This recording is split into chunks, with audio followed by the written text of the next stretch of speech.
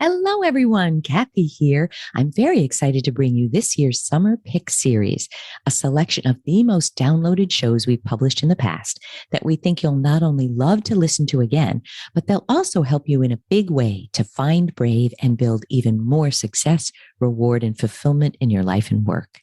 I also wanted to share that we have now moved to a bi-weekly schedule, continuing to bring you great episodes that I hope you find instrumental, but also giving you a bit more time to check out and digest each episode and take action on the powerful strategies and tips that are shared. Thank you so much and wishing you a great summer. Enjoy the show. And now that I'm older, I truly think about it differently. Every single rejection you get, I have learned. If you listen and observe carefully without all the defensiveness and the ego getting hysterical, it can unlock amazing doors for you. Hello, everyone. This is Kathy Caprino, and welcome to my podcast, Finding Brave. I've created this show for everyone who longs to create something bold and brave in their life, to rise up, speak up, and stand up for who they are, and to reach their highest and biggest visions. Each week, I'll be speaking with inspiring guests from all walks of business, leadership, entertainment, the creative arts, and the entrepreneurial world. And they'll be sharing their intimate stories of finding brave and offer their best strategies for building your most rewarding, joyful, and meaningful life, business, and career. Hello, everybody. Welcome to Finding Brave. This is Kathy Caprino, and happy Valentine's Day. I think that's today. I hope that our talk today is going to really help make your Valentine's Day even more special, because we are talking about 5 ways to use rejection to fuel your success. So how am I tying that into Valentine's Day? Well, a lot of people feel rejected on this day. A lot of people feel alone. A lot of people feel like they're not getting the love they want, or the reactions they want, or the confirmation or the validation or the feedback that they want. So I want to turn that kind of on its head and talk about rejection. And one of the reasons I'm doing this today, but on the podcast, is it's interesting. I analyze what my course members and clients and the people I hear from on LinkedIn and social media, what they are saying, and what are the common themes and issues and challenges. Because I love to look at what the big challenges are so that we can address those with eyes wide open, so that we can move forward faster and better and easier. That's kind of my focus in Finding Brave. And what I've been hearing a lot about, and it's really on my radar, and I'll tell you why in a minute, but it's the idea of rejection. And I'm going to talk about 2 aspects of rejection. The external rejection we get when we have an idea that's been turned down, or we're rejected for an audition, or we're told that the idea or the project or the initiative that we're putting forward, or the new venture or the startup isn't good enough, isn't what's needed, isn't timely, isn't fresh enough. That's the external rejection. But there's also internal self-rejection. They're 2 sides of a coin. And what I see in so many thousands of women that I hear from and work with is there's a lot of self-rejection going on. So, you can't even move forward to get to external rejection, to get to, having the courage and confidence to put something out there, if you are so self-rejecting, you don't even get out of the starting gate. So I want to talk about all of this and give you 5 ways to use rejection to fuel your happiness and fuel your success. Okay. So I want to start with, I had a conversation with someone about rejection, and she was taking it so hard. And this is, again, very, very common with the professional women I work with. And she was taking it very personally. And it was infuriating to her that she got rejected. A project of hers got rejected, an idea. So, whenever anything hits me really hard, like personally, I know that it's probably hitting thousands of other people really hard. So I thought about, what have I learned about rejection? Because my goodness, I've gotten a lot of it. And I want to give you some things to think about. But one of them is the more you move forward, the more you put yourself out there, the more you believe in yourself that you have an idea or a blog or a book or a project or a screenplay or a startup that's worthy of somebody listening to or investing in, the more you're going to get rejected. I mean, that's the relationship. That's the equation. The more you do, the more you get rejected. So if you're always going back to the corner and needing to lick your wounds and you're just feeling angry and devastated, you're just not going to have the life you want. You're not. So I did this quote. I'll put it under the post so you can see it. And I put it on LinkedIn, and it says, how you handle rejection will directly determine the degree to which you can reach your highest goals. Don't be defensive, be curious. And the thing went viral. I think 52,000 views and 1,100 likes in a day or two. And so I know it touched a nerve. So, I mentioned in that post, and I want to share it with you, that when I was younger, I'd get so crushed by rejection. And so, I had an 18-year corporate career. I had a lot of rejection. In the end, I had the ultimate rejection, which was being laid off in a way that was just so brutal. But I've had rejection of book ideas. My first book, Breakdown Breakthrough, which I adore, I just got rejection after rejection. Agents wouldn't take it. Publishers wouldn't take it until someone did. And it's interesting, with that project, I had no doubt this was a book that needed to be out in the world. So I just thought, what's the matter with these people that they don't understand how important it was? I didn't get crushed too much by that, but there have been other things that recently that I've put out and put forward that haven't gone forward in the way they wanted, and I was crushed. But in the past, I'd get demoralized and angry and defensive. And in my mind, I'd rail against the person who was rejecting. And literally, I think they're stupid, or I hate that word, hate it, but that's what would go through my mind. You're stupid. Or you just don't understand this idea, or you don't understand the audience. It was all about defensiveness. And now that I'm older, I truly think about it differently. Every single rejection you get, I have learned. If you listen and observe carefully without all the defensiveness and the ego getting hysterical, it can unlock amazing doors for you. It can, and it can teach you about yourself and the world and your idea that perhaps needs a tweak or fleshing out or vetting or researching. And it really shows you how you can either understand that timing is a part of it, or vet it better, or present it differently, or hang on till you do find somebody who really gets it, right? But what's really important is that you don't get defensive. You don't take it personally. You just get curious. And I can say this is not easy to do, but I did it with my second book in development. And I can't talk about it quite yet, but good stuff is happening with that. And it took a lot of patience and a lot of perseverance and a lot of tweaking. But rejection can and will lead to success if you approach it the right way. So let's talk about 5 lessons that rejection can offer you that will fuel your success rather than crushing you down. Okay. So I do want to say this. I'm talking about rejection that's based in positive criticism. I don't mean narcissistic rejection. I don't mean bias. I don't mean sexual harassment. I don't mean discrimination. I mean, you're getting feedback about something that you respect the person who's sharing it, or at least you feel it's something to listen to, but it's not what you wanted to hear. That's the kind of rejection I'm talking about, okay? So let's talk about the outer rejection first, then we'll get to the self-rejection. So how does this kind of rejection, this kind of feedback actually fuel your success? First of all, it shows you how the idea or the approach might need to be tweaked.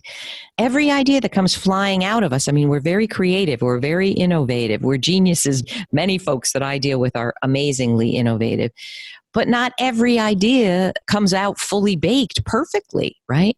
So it shows you, let's take an idea for a book, okay?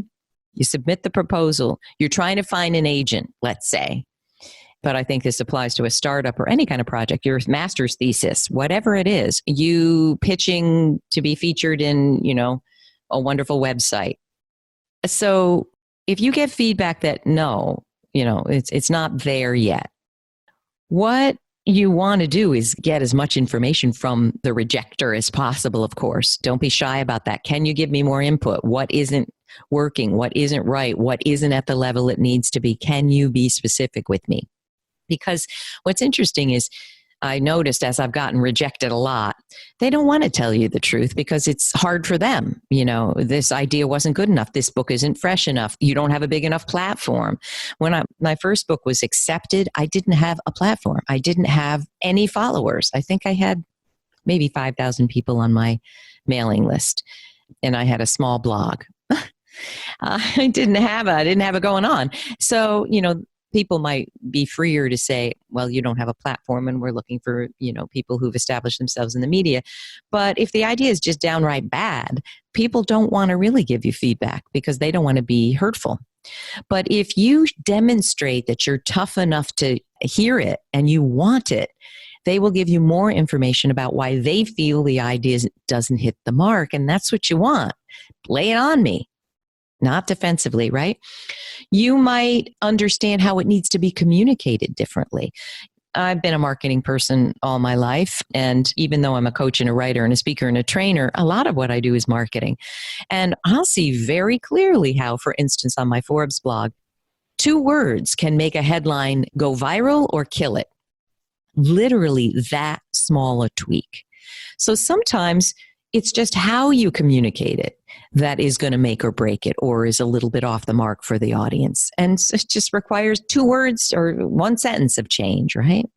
Or an image that you put up on your website, maybe not attracting the people that you want. And you're hearing from people that it's not what they want, right? It also shows you what's missing in the idea. What part did you leave off? Like, let's say you're going to develop a new course. I'm thinking about what I do day to day.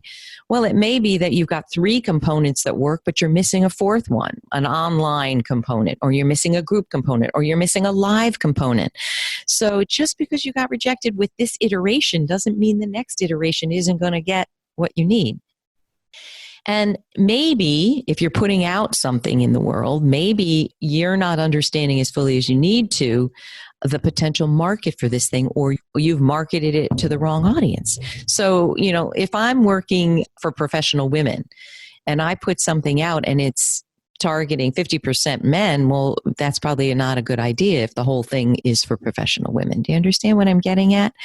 So you may get a no, but a no doesn't mean this is terrible. A no means maybe you got to tweak it a little bit, okay?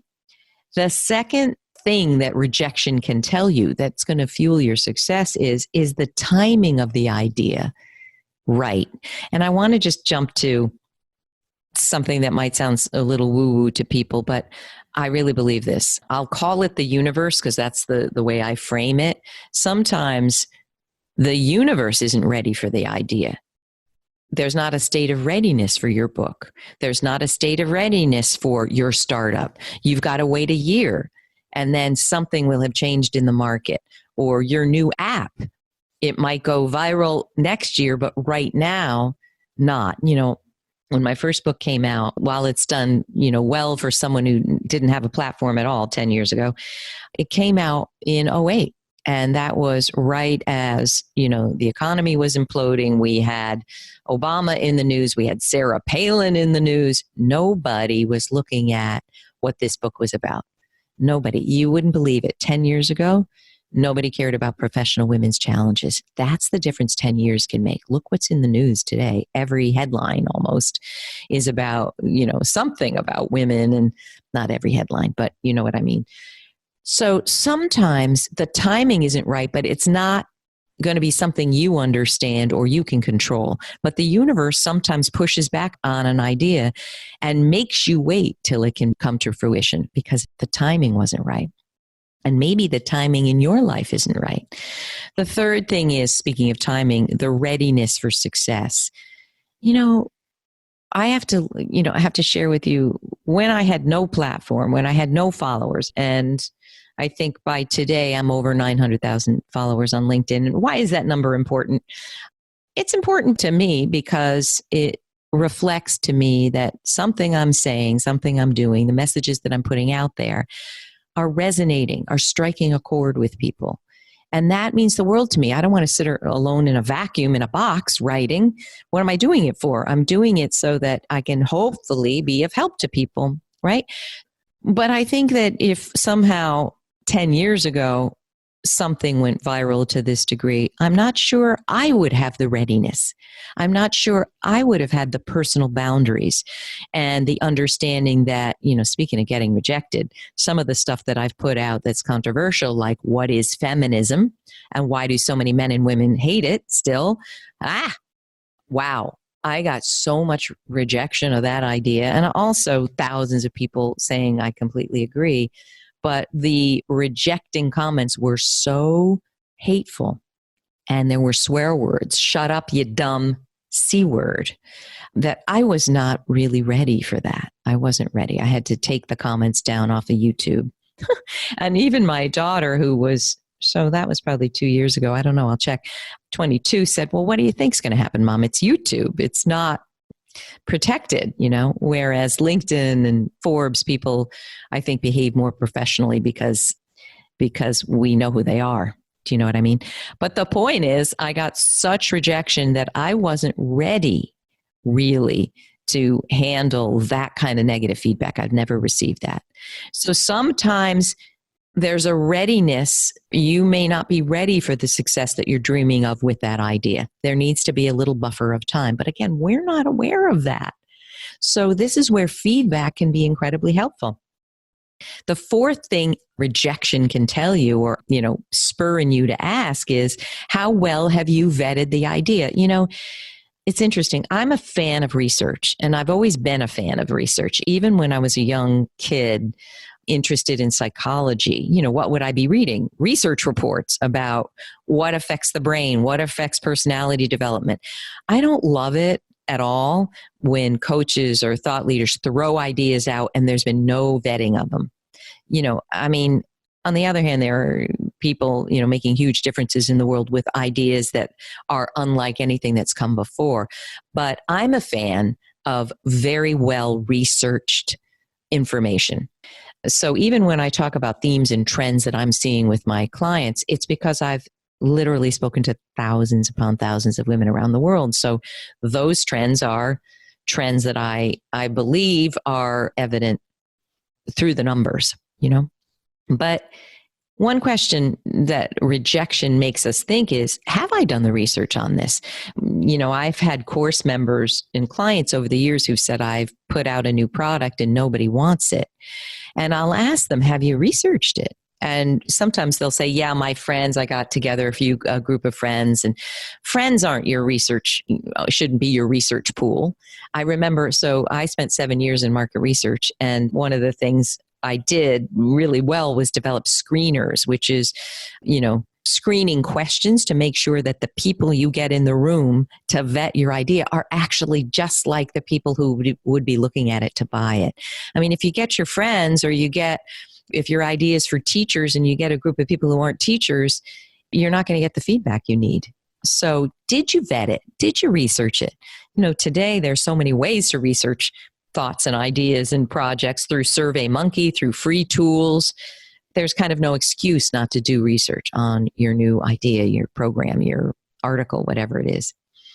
And the final way rejection in terms of an idea or a project or an initiative can help you is it can help point to, is it too limited or skewed in a way that your own success with it is going to be limited, right? So what do I mean? So perhaps, let's say you're putting out a course or a new book or a new chapter, but the way you're framing it is either too limited or too broad or too vague. What comes to mind is personal branding.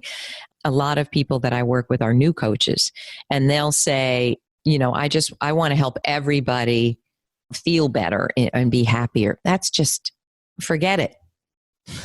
You can't help everybody. If someone said to me that's what they do as a coach, I pretty much know they're not a good coach, because there's no depth to that. Right? A man's issues are not the same as a woman's issues. A woman over 50 is not the same as a woman who's 20. A divorced woman is going through different challenges from a married woman. Somebody with kids has a whole different world going on than someone who does not have kids. If it's too vague, too broad, I mean, in personal branding, we say, if you're trying to help everybody, you're helping nobody. So these are some of the things that feedback, which can be rejection oriented, can actually inform you, but you're not going to hear it. You're not going to understand it if you are too busy defending yourself and being angry at it. Boy, I really wish what I'm teaching now I knew 20 years ago. My life would have been very different. No regrets. I don't have a regret about that, but I can tell you it's really true. I wasted a lot of time licking my wounds and being so just, just so confused and angry as to why people weren't accepting my idea or project or whatever it was. Now let's talk about self-rejection. Okay, so I did just write last week an article on 3 key steps to moving from self-rejection to self-love. So on Valentine's Day, let's love you up, hugging you up. There's a lot to talk about here, and I'm linking to the article below, but there are 5 stages of going from I totally reject myself to, hey, I love myself. And you can read that in the article. What I want to talk about are 3 steps you can take to move away from self-rejection, to move towards self-love. And, there's so much to talk about, but the first step is just begin to recognize how amazing you are. Take time this week. Shut everything off. Go to a room where you can be quiet. Turn off your devices. Unplug.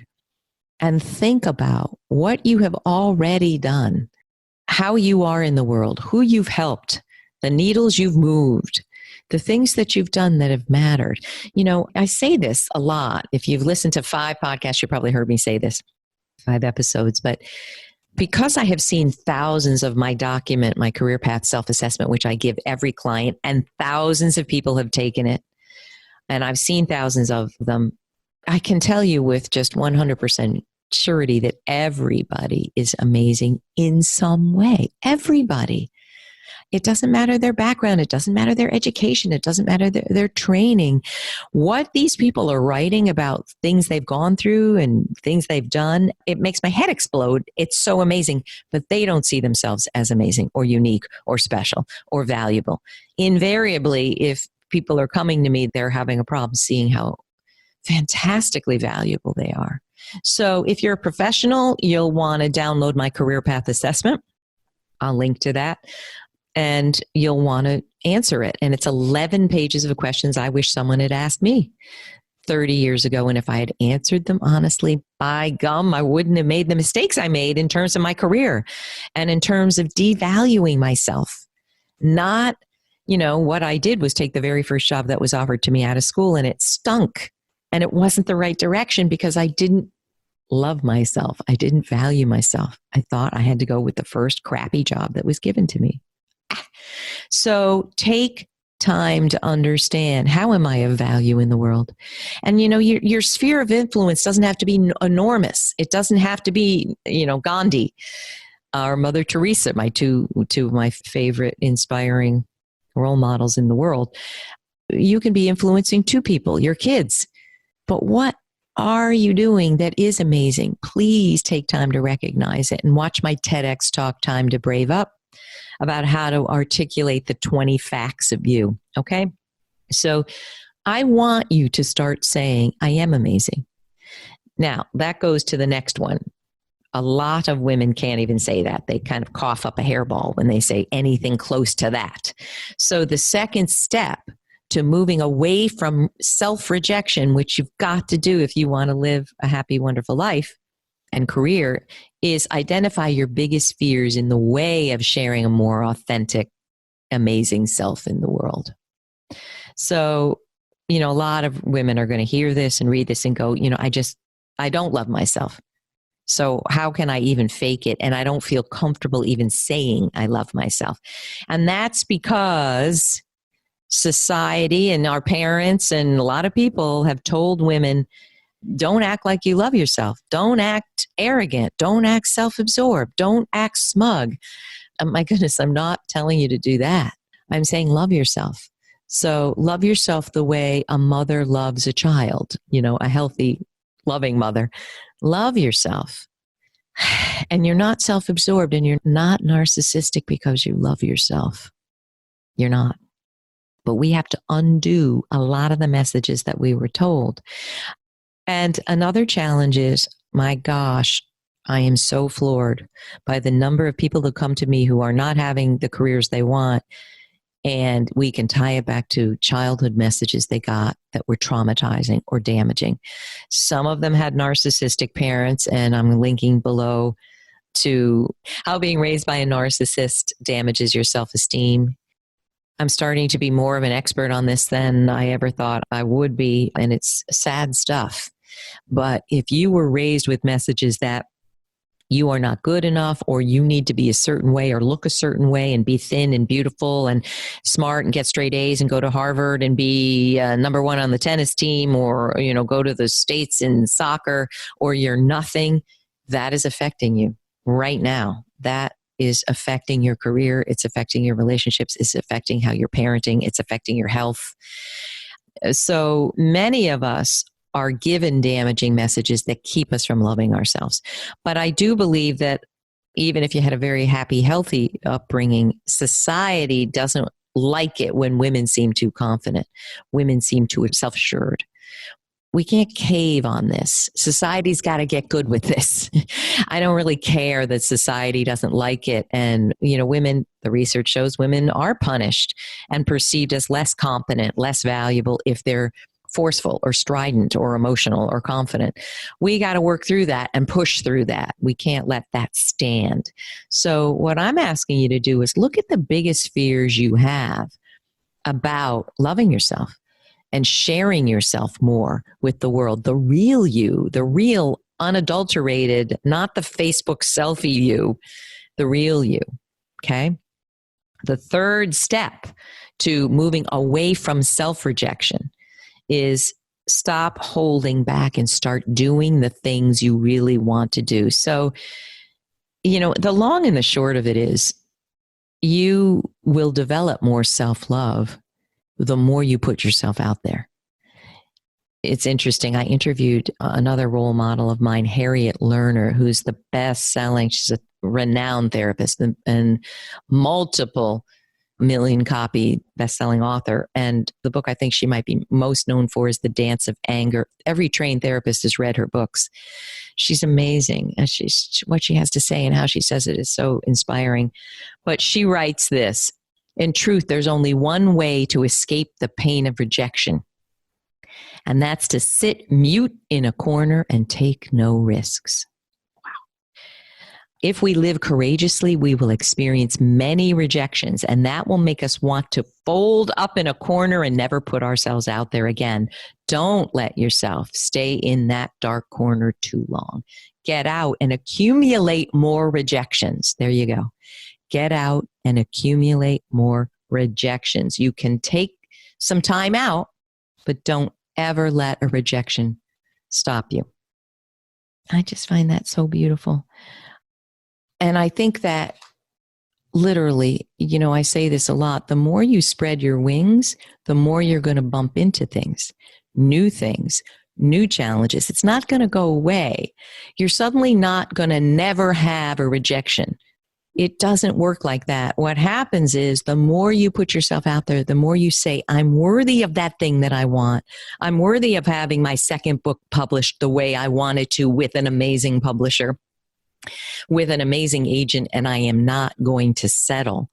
Well, the more you put yourself out there, the more you're going to open the door to new experiences that are going to let you have the readiness and the skill and the talent and the confidence to have those ideas be met with great acceptance.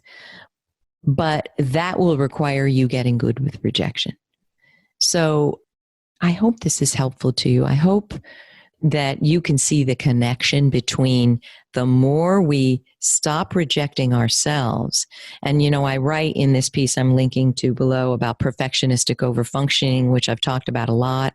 It's a concept I learned in therapy, but I've kind of tweaked it for non-therapeutic work. But if you are a perfectionist, meaning you're killing yourself doing more than is necessary, healthy, and appropriate, and you're trying to get an A+ in it, and if you're over functioning, if you, in some ways that means you think you're in control of everything. You're not. And if you're a perfectionistic over functioning, you're just exhausting yourself. And it's a miserably unhappy way to live. And I know you know who you are, folks. And I'm a recovering perfectionistic over functioner. I still have those traits. They still rear their ugly head, but I'm aware of them. And greater awareness equals greater choice, for sure. And so you can choose to change. But if you insist on, number one, thinking you're in control of everything, you're going to miss a lot of the juice and the richness of life. We're not in control of everything. There is timing. There are things going on that we can't see. There is a readiness or a lack of readiness, perhaps, in you. And so it also requires some faith and some trust that I did the best with this idea. I did the best with this book, with this course, with this startup, with this thesis, with this online dating profile, whatever you're putting out there. I did my best. I did my best with every piece of information I have available to me. And it got rejected. So what am I going to learn? How am I going to love myself up and keep going? And yeah, maybe I have to take a week off or a month off or go to Aruba and swim in the ocean before I can come back and, address this. But how can I look at what I'm getting back as a way to fuel me being more of who I really am in the world? Because that is the point, that, we're finding brave, we're closing our power gaps so that we can actually live the life we're meant to live here and live it joyfully and thrive in the process. So I hope that's helpful, folks. I would love to hear from you. I would love it.